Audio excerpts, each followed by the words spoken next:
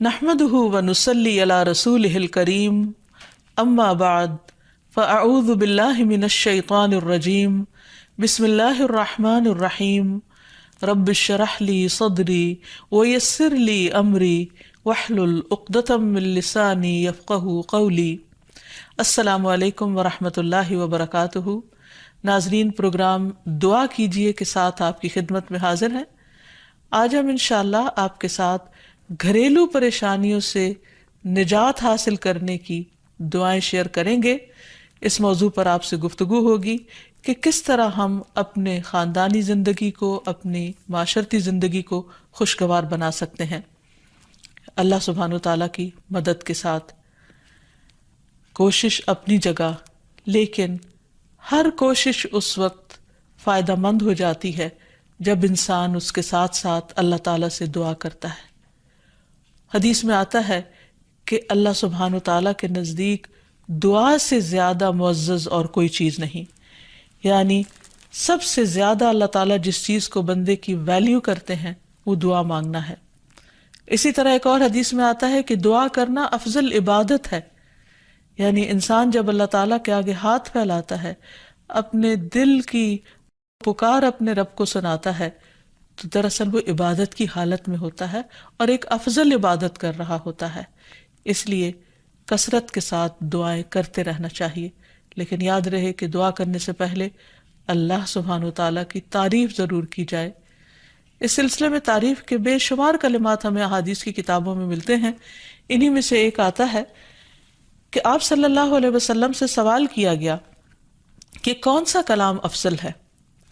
آپ نے فرمایا جو اللہ نے اپنے فرشتوں اور اپنے بندوں کے لیے چنا، اور وہ ہے سبحان اللہ و بحمدہ، سبحان اللہ و بحمدہ۔ یعنی جب انسان دعا کرنا چاہے تو اس سے پہلے کچھ مرتبہ جتنا اس کا دل چاہے اللہ تعالیٰ کی تسبیح اور حمد و ثنا بیان کرے، اور بار بار تکرار کے ساتھ کہتا رہے سبحان اللہ و بحمدہ۔ اس کے بعد درود شریف پڑھے جتنی دیر پڑھنا چاہے، اور پھر اس کے بعد اپنی حاجت اللہ سبحانہ و تعالیٰ کے سامنے رکھے تو انشاءاللہ اس کی پریشانی دور ہوگی۔ جہاں تک گھریلو پریشانیوں کا تعلق ہے تو اس میں ہم دیکھتے ہیں کہ ہر گھر کے اندر کوئی نہ کوئی چیز ایسی ہو جاتی ہے کہ جس سے باہمی تعلقات میں بدمزگی پیدا ہو جاتی ہے۔ بعض افراد کی طبیعت میں غصہ زیادہ ہوتا ہے، بعض لوگ جھگڑالو ہوتے ہیں، بعض لوگ شکی مزاج کے ہوتے ہیں، بعض لوگوں کو اونچا بولنے کی عادت ہوتی ہے، بعض لوگ دوسروں کو مختلف باتوں پر زج کرتے رہتے ہیں، بعض لوگ اپنی ذمہ داریوں کو ٹھیک سے نہیں نبھاتے۔ تو یہ تمام چیزیں صرف نہ یہ کہ ایسے انسان کو خود بلکہ اس کے آس پاس رہنے والوں کو اذیت میں مبتلا کر دیتی ہیں۔ اب اس میں انسان بعضوں کو سمجھانے سے بھی کام لیتا ہے، دوسروں سے بھی مدد لیتا ہے، لیکن پھر بھی مسئلہ حل نہیں ہوتا۔ تو صحابہ کرام تو اپنی جوتی کا تسمہ بھی ٹوٹ جاتا تو اللہ سبحانہ تعالیٰ سے مانگتے تھے۔ تو اگر گھر کے اندر کسی قسم کی ناچاکی یا پریشانی ہے تو اس سلسلے میں بھی ہمیں اللہ تعالیٰ کی طرف رجوع کرنا چاہیے، اور پھر اس کے ساتھ ساتھ دوسرے کو جو مشکل پیدا کر رہا ہے سمجھانا بھی چاہیے۔ جہاں تک لڑائی جھگڑے کا تعلق ہے تو اسے منافقت کی علامت بتایا گیا۔ آپ صلی اللہ علیہ وسلم نے فرمایا کہ منافق کی 4 علامتیں ہیں، ان میں سے ایک بات کرے تو جھوٹ بولے، وعدہ خلافی کرے، امانت میں خیانت کرے، اور جب وہ جھگڑا کرے تو گالی دے، یعنی جھگڑتا بھی ہے اور گالی بھی دیتا ہے۔ نبی صلی اللہ علیہ وسلم نے یہ بھی فرمایا کہ اللہ کو سب سے زیادہ ناپسند آدمی وہ ہے جو بہت جھگڑالو ہے، یعنی اللہ تعالیٰ ایسے شخص سے محبت نہیں کرتے۔ اس لیے اگر آپ کسی سے بات کر رہے ہو تو اس کی بات توجہ سے سن لے۔ چھوٹی چھوٹی باتوں پر جھگڑنا اور دوسرے کے ساتھ بد اخلاقی سے پیش آنا یہ درست نہیں۔ پھر اسی طرح مومن جو ہے وہ کبھی بد اخلاق نہیں ہوتا، اور بد اخلاقی پھر منافقت کی علامت ہے۔ رسول اللہ صلی اللہ علیہ وسلم نے فرمایا تمہارے یہ نسب نامے کسی کے لیے گالی کا سبب نہیں ہے، تم سب آدم کی اولاد ہو، ایک دوسرے کے قریب ہو، دین یا عمل صالح کے علاوہ کسی وجہ سے کسی کو کسی پر کوئی فضیلت نہیں۔ آدمی کے برا ہونے کے لیے یہی کافی ہے کہ وہ فحش گو ہو، بد کلام ہو، بخیل ہو اور بزدل ہو۔ پھر اسی طرح آپس میں محبتوں کا نہ ہونا، بہن بھائیوں میں ناچاکی یا شوہر بیوی میں ناچاکی، یا والدین کے ساتھ محبت کا نہ ہونا، یہ ایک طرح سے اللہ تعالیٰ کی طرف سے ایک آزمائش بھی ہو سکتی ہے اور ایک عذاب بھی ہو سکتا ہے۔ مومن تو محبت کرنے والا ہوتا ہے، اور اس شخص میں کوئی خیر نہیں جو محبت کرتا نہیں اور لوگ اس سے محبت نہیں کرتے، اور لوگوں میں سب سے زیادہ بہترین انسان وہ ہے جو لوگوں کے لیے فائدہ مند ہوتا ہے۔ تو اس لیے بہت ضروری ہے کہ خاندان کے اندر باہم محبت پائی جائے۔ گھریلو زندگی خوبصورت ہو جاتی ہے اگر آپس میں ایک دوسرے سے پیار، محبت اور ہمدردی کے جذبات پائے جاتے ہیں۔ پھر اسی طرح بعض اوقات گھریلو زندگی میں بدگمانیاں بہت تکلیف دیتی ہیں، یا گھر کے کچھ افراد سنی سنائی باتوں پر یقین کرتے ہوئے دوسروں کے خلاف بدگمانی پال لیتے ہیں، تو اس سے بھی پرہیز کرنے کی ضرورت ہے۔ اسی طرح گھریلو پریشانیوں میں گھر کا تنگ ہونا بھی ایک عذاب کی شکل ہے۔ اس لیے نبی صلی اللہ علیہ وسلم نے ہر وضو کرنے کے بعد جو دعا سکھائی، اس میں خاص طور پر یہ دعا آتی ہے کہ اے اللہ میرے گھر میں وسعت پیدا کر دے، یعنی ایک تو دلوں میں وسعت ہو، اور دوسرا یہ ہے کہ جگہ بھی کشادہ ہو۔ رسول اللہ صلی اللہ علیہ وسلم نے فرمایا 3 چیزیں بدبختی میں سے ہیں۔ عورت جب تو اسے دیکھے تو وہ تجھ کو بری لگے اور وہ تجھ پر اپنی زبان چلائے، اور اگر تو اس سے غائب ہو تو وہ اپنے نفس کی اور تیرے مال کی حفاظت نہ کرے۔ دوسرے، مریل سواری کہ اگر تو اسے مارے اور چلائے تو تجھ کو تھکا دے، اور اگر اسے چھوڑ دے تو تجھے جلد تیرے ساتھیوں تک نہ پہنچائے، اور ایسا گھر جو تنگ اور کم سہولتوں والا ہو۔ تو اس لیے اگر انسان ایسی کسی تکلیف میں مبتلا ہے تو اس کا حل بھی یہی ہے کہ کوشش کے ساتھ ساتھ انسان دعا کرے۔ اسی طرح خرچ میں کمی، وسائل میں کمی، مال میں کمی، یہ تمام چیزیں بھی عموماً گھروں کے اندر جھگڑے پیدا کر دیتی ہیں۔ کھانے پینے کی قلت، بنیادی ضروریات کا پورا نہ ہونا، تو ایسی صورت میں بھی انسان اللہ تعالیٰ کی طرف رجوع کرے، اور اس کے لیے ساتھ ہی کوشش بھی ضروری ہے۔ کوشش میں سب سے پہلے تو یہ کہ انسان لڑائی جھگڑا چھوڑے، صبر و ضبط کی عادت ڈالے، برداشت اور تحمل کی عادت اپنے اندر پیدا کرے، اپنے اخلاق کو بہتر بنائے۔ ایک حدیث کے مطابق اللہ سبحانہ و تعالیٰ جب کسی گھرانے پر خیر و برکت نازل فرمانا چاہتے ہیں تو اس گھر والوں کے اندر نرمی پیدا کر دیتے ہیں، اور ایک اور حدیث میں یہ بھی آتا ہے کہ جو نرمی سے محروم کر دیا گیا وہ ہر خیر و بلائی سے محروم کر دیا گیا۔ تو اس لیے گھر کے ہر فرد کو اپنے اپنے رویے پر غور کرتے ہوئے اپنے اخلاق کی اصلاح کرنے کی ضرورت ہے، اور دوسروں سے توقعات زیادہ رکھنے کی بجائے اپنا طرز عمل اچھا کرنے کی ضرورت ہے۔ اور گھر والوں کے ساتھ بہترین ہونا نبی صلی اللہ علیہ وسلم کی سنت ہے۔ آپ نے فرمایا تم میں سے بہتر وہ ہے جو اپنے گھر والوں کے لیے بہتر ہو، اور میں تم سب کی نسبت اپنے گھر والوں کے حق میں اچھا ہوں۔ یعنی آپ نے اپنی مثال دی کہ میں سب سے اچھا سلوک اپنے گھر والوں سے کرتا ہوں، تو تمہیں بھی اگر اچھا بننا ہے تو ایسا ہی کرنا ہوگا۔ پھر اسی طرح گھر والوں کو زیادہ سے زیادہ فائدہ پہنچانا۔ حسن بصری سے مروی ہے کہ اللہ تعالیٰ کے نزدیک پسندیدہ بندے وہ ہیں جو اپنے اہل و عیال کو سب سے زیادہ نفع دینے والے ہیں۔ پھر اسی طرح پیار و محبت سے رہنا۔ اگر لڑائی جھگڑا ہو بھی جائے یا کوئی غلط فہمی پیدا بھی ہو جائے تو اس وقت خاموشی اختیار کر لینا، مناسب وقت کا انتظار کر کے اس غلط فہمی کو دور کرنا ضروری ہے۔ پھر اسی طرح اللہ سبحانہ و تعالیٰ نے گھریلو زندگی کو خوشگوار بنانے کے لیے جو بہترین ہدایت ہمیں قرآن مجید میں دی ہے وہ ہے عفو و درگزر سے کام لینا۔ اللہ تعالیٰ فرماتے ہیں یا ایھا الذین آمنوا ان من ازواجکم واولادکم عدوا لکم فاحذروہم وَإِن تَعْفُوا وَتَصْفَحُوا وَتَغْفِرُوا فَإِنَّ اللَّهَ غَفُورٌ رَّحِيمٌ إِنَّمَا أَمْوَالُكُمْ وَأَوْلَادُكُمْ فِتْنَةٌ وَاللَّهُ عِندَهُ أَجْرٌ عَظِيمٌ۔ اے لوگو جو ایمان لائے ہو، بے شک تمہاری بیویوں اور تمہارے بچوں میں سے بعض تمہارے دشمن ہیں، سو ان سے ہوشیار رہو، اور اگر تم معاف کرو اور درگزر کرو اور بخش دو تو بے شک اللہ بے حد بخشنے والا نہایت رحم فرمانے والا ہے۔ تمہارے مال اور تمہاری اولاد تو محض ایک آزمائش ہے، اور جو اللہ ہے اسی کے پاس بہت بڑا اجر ہے۔ یعنی انسان کو بعض اوقات اپنی ہی بیوی یا بیوی کو اپنے ہی شوہر سے، اور بعض اوقات اپنے ہی بچوں سے یا اپنے ہی والدین سے دشمنی کا اندیشہ ہو سکتا ہے، اور وہ ایک دوسرے کے لیے مصیبت اور بلا ہو سکتے ہیں، لیکن ایسی صورت میں بھی انسان کا گزارا نہیں ہو سکتا جب تک ایک دوسرے کو معاف نہ کرے۔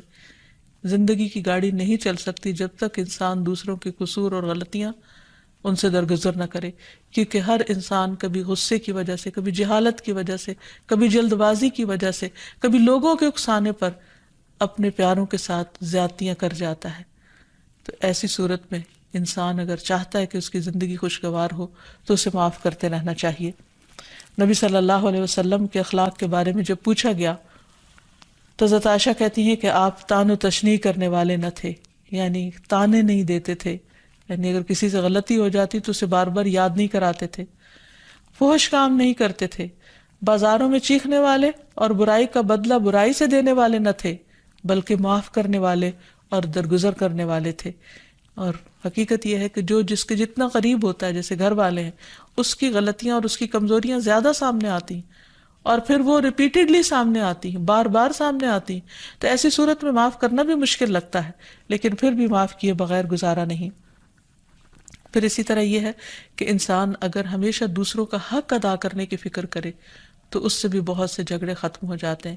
شوہر اگر بیوی کو حق دینے والا ہو، بیوی خوشی سے شوہر کا حق دینے والی ہو، بہن بھائی ایک دوسرے کے اوپر قربانی کرنے والے ہوں، ایثار کرنے والے ہوں، تو ایسی صورت میں گھر کا ماحول بہت خوشگوار ہو سکتا ہے۔ عورت کے بارے میں فرمایا نبی صلی اللہ علیہ وسلم نے کہ عورت اس وقت تک ایمان کی حلاوت نہیں پا سکتی جب تک کہ وہ اپنے شوہر کا حق ادا نہیں کرتی۔ اسی طرح شوہر کے لیے نبی صلی اللہ علیہ وسلم کا یہ اسوہ حسنہ بہترین ہے کہ آپ صلی اللہ علیہ وسلم اپنے گھر ہوتے ہوئے اپنے گھر والوں کے کام کاج میں ہاتھ بٹایا کرتے تھے، ان کی خدمت کیا کرتے تھے۔ جب نماز کا وقت ہوتا تو فوراً نماز کے لیے تشریف لے جاتے۔ آپ اپنے چھوٹے چھوٹے کام خود کر لیا کرتے تھے۔ یعنی اس سے بھی یہ پتہ چلتا ہے کہ خوشگوار گھریلو تعلقات میں دوسرے پر بوجھ نہ بننا ایک بہت اہم نقطہ ہے، کیونکہ اگر ہر انسان اپنی ذمہ داری خود لے لے تو دوسروں کے لیے وہ خوشگوار ہو جاتا ہے۔ پھر اسی طرح گھر والوں کو اگر کوئی غم، تکلیف یا پریشانی ہو تو اس موقع پر اپنے اختلافات کو بھول کر ان کی مدد کرنا، ان کی کیئر کرنا اور ان کی دلجوئی کرنا، یہ بھی بہت ضروری ہے۔ اور حتی الوسع گھر کا ماحول خوشگوار رکھنا چاہیے، ایک دوسرے کا احساس کرتے ہوئے اور ایک دوسرے کے کاموں میں عیب نہ نکالتے ہوئے اور ایک دوسرے کو اپریشیٹ کرتے ہوئے، ایک دوسرے کی اچھی خوبیوں کو اور اچھی باتوں کی تعریف کرتے ہوئے، اور اسی طرح بعض اوقات اپنی خواہشات کو پیچھے کرتے ہوئے، کیونکہ اگر ہر انسان یہ چاہے کہ زندگی اس کے مطابق، کیونکہ اگر ہر انسان یہ چاہتا ہو کہ ہر کام گھر میں اس کی مرضی کے مطابق ہو تو یہ ممکن نہیں۔ بہت سے گھروں میں ساس بہو کا جھگڑا کس بنا پر ہوتا ہے، یا آپس میں قریبی رشتوں کا جھگڑا اور فتنہ فساد کس وجہ سے ہوتا ہے؟ کیونکہ ہر شخص یہ چاہتا ہے کہ گھر کا نظام اس کی مرضی کے مطابق ہو، حالانکہ ایسا ہونا ممکن نہیں۔ تو اس لیے ہر انسان کو اپنی رائے بھی دینی چاہیے، لیکن دوسروں کی رائے کا بھی احترام کرنا چاہیے۔ اپنی ضرورت بھی پوری کرنی چاہیے، لیکن اس کے ساتھ ساتھ دوسروں کی ضروریات کا بھی خیال کرنا چاہیے۔ پھر اسی طرح بہت سے معاملات میں قناعت اختیار کرنی چاہیے، کیونکہ یہ زندگی بذات خود ایک امتحان ہے، اور اصل عیش و عشرت کی جگہ جنت ہے، دنیا نہیں، یا دنیا کا گھر نہیں۔ تو اس لیے ضروری ہے کہ مشکل حالات میں انسان اپنے عزیزوں کا، پیاروں کا، گھر والوں کا ساتھ دے، ان کی مدد کرے۔ مثلا شوہر کے اگر معاشی حالات تنگ ہیں تو بیوی ناجائز مطالبات نہ کرے، اسی طرح اگر بیوی بیمار ہے تو شوہر اس سے بہت زیادہ گھر کے کام کا مطالبہ نہ کرے۔ تو ایک دوسرے کے حالات کی رعایت کرتے ہوئے اگر انسان ایک دوسرے سے توقعات رکھے تو اس سے بھی حالات بہت خوشگوار ہو سکتے ہیں۔ اور پھر یہ کہ ہمیشہ دوسروں کی چھوٹی چھوٹی ایفرٹ پر ان کے لیے شکر گزاری کے جذبات ہونے چاہیے۔ مثلاً اگر کوئی آپ کو گھر میں پانی پلا دے تو آپ اس پر بھی شکریہ بولیں، ہم عام طور پر اگر گھر سے باہر کہیں ہوتے ہیں اور کوئی ہمارے ساتھ تھوڑے سا بھی احسان کا معاملہ کرے تو ہم اس کے احسان کو مانتے ہیں، لیکن گھر والوں کا احسان ماننا ایک مشکل کام لگتا ہے. تو اس لیے اگر ہم چاہتے ہیں کہ گھریلو زندگی خوشگوار ہو تو اس میں گھر والوں کے احسان کو بھی ماننا ضروری ہے. اور پھر چھوٹی چھوٹی اذیتوں کو بہت مینشن نہیں کرنا چاہیے، ان کا ذکر نہیں کرنا چاہیے، ان پر صبر کرنا چاہیے. تو جو شخص شکر اور صبر سے کام لیتا ہے اس کی زندگی لازماً خوشگوار ہوتی ہے. لیکن اس کے باوجود بھی اگر گھریلو زندگی میں تنگی ہو، تکلیف ہو، آپس کی ناچاکی ہو، دشمنی ہو، پریشانی ہو، بہت بے چینی ہو، تو پھر اللہ سبحانہ وتعالیٰ ہی کی طرف رجوع کرنا چاہیے. کیونکہ قرآن مجید میں آتا ہے وَإِن يُرِدْكَ بِخَيْرٍ فَلَا رَادَّ لِفَضْلِهِ يُصِيبُ بِهِ مَن يَشَاءُ مِنْ عِبَادِهِ وَهُوَ الْغَفُورُ الرَّحِيمُ. اور اگر اللہ تجھ سے کوئی بھلائی کرنا چاہے تو کوئی اسے ٹالنے والا نہیں، وہ اپنے بندوں میں سے جسے چاہے فضل سے نوازتا ہے اور وہ بخشنے والا اور رحم کرنے والا ہے. تو اس لیے چھوٹی چھوٹی تکلیفوں پر بھی فوراً اللہ کا ذکر، اللہ کی یاد، اللہ کی تسبیح انسان کے دل کو سکون بخش دے. اور نبی صلی اللہ علیہ وسلم نے خصوصاً اپنی پیاری بیٹی فاطمہ رضی اللہ تعالی عنہا کو جب وہ گھر کے کام کاج کر کے تھک جاتی تھی، کیونکہ اپنے ہاتھ سے چکی پیستی، اپنے ہاتھ سے آٹا گوندتی، اپنے ہاتھ سے اپنے گھر کے کام کاج کرتی، بچوں کو لک آفٹر کرتی، تو بہت تھک جاتی تھی. اور اسی تھکاوٹ کی وجہ سے انہوں نے ایک دفعہ نبی صلی اللہ علیہ وسلم کے پاس جب کچھ قیدی آئے تو خادم کا مطالبہ کیا، لیکن آپ صلی اللہ علیہ وسلم نے ان کو خادم دینے کی بجائے یہ تسبیحات سکھائی اور فرمایا کہ جب تم اپنے بستر پر جانے لگو تو 33 بار سبحان اللہ، 33 بار الحمدللہ اور 34 بار اللہ اکبر پڑھ لیا کرو. اور اسی لیے یہ تسبیحات فاطمہ کے نام سے بھی معروف ہیں. تو رات کو خاص طور پر بستر پر لیٹ کر یہ تسبیحات ضرور پڑھ لینی چاہیے، کیونکہ یہ گھریلو کام کاج کی تھکاوٹ کا بہترین علاج ہے اور خادم کی جگہ کفایت کرنے والی دعائیں ہیں. پھر اسی طرح گھر میں وسعت اور کشادگی کی دعا، اللہم اغفر لی ذنبی ووسع لی فی داری وبارک لی فی رزقی. اے اللہ میرے گناہ معاف کر دے، میرے گھر میں وسعت پیدا کر دے اور میرے رزق میں برکت عطا کر دے. پھر اسی طرح چھوٹی چھوٹی پریشانیوں کے سلسلے میں مثلاً بچے کو چوٹ لگ گئی یا اچانک کسی وبائی مرض کا کوئی شکار ہو گیا تو علاج معالجے کے ساتھ ساتھ دعا کرنا ضروری ہے. مثلاً گھر والوں میں سے اچانک کسی کو کوئی ایسی بیماری آ گئی، کوئی سٹروک ہو گیا یا ہارٹ اٹیک ہو گیا تو سارے گھر والے پینک ہو جاتے ہیں. ایسی صورت میں پریشانی کا صرف اظہار کرتے رہنے سے اور غمگین رہنے سے مریض کی مدد نہیں کی جا سکتی. تو اس موقع پر اللہ تعالیٰ سے دعا کرنی چاہیے. اور ایک بہت خوبصورت دعا جو نبی صلی اللہ علیہ وسلم نے حضرت اسماء بنت امیس کو سکھائی تھی کہ آپ نے فرمایا کیا میں تمہیں ایسے کلمات نہ سکھاؤں جن کو تم پریشانی کے وقت پڑھا کرو. اور وہ کلمات ہیں اللہ ربی لا اشرک بہ شیئا، اللہ ہی میرا رب ہے، میں اس کے ساتھ کسی چیز کو شریک نہیں بناتی. اور آخر میں یہ کہ گھر والوں کی باہمی محبت اور الفت اور تعلقات کی بہتری کی دعا کرنی چاہیے جو پیارے نبی صلی اللہ علیہ وسلم نے ہمیں سکھائی ہے.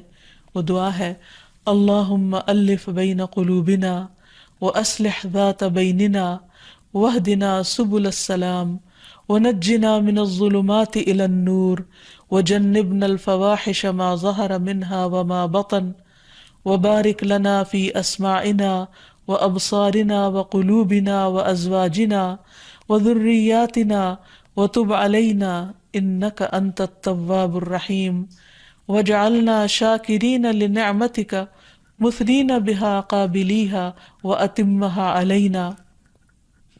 اے اللہ ہمارے دلوں میں الفت پیدا فرما دے اور ہمارے آپس کے معاملات کی اصلاح کر دے، ہمیں سلامتی کے راستوں کی رہنمائی فرما اور ہمیں اندھیروں سے نجات دے کر نور کی طرف لے آ اور ہمیں تمام ظاہری اور چھپی بدکاریوں سے محفوظ رکھ.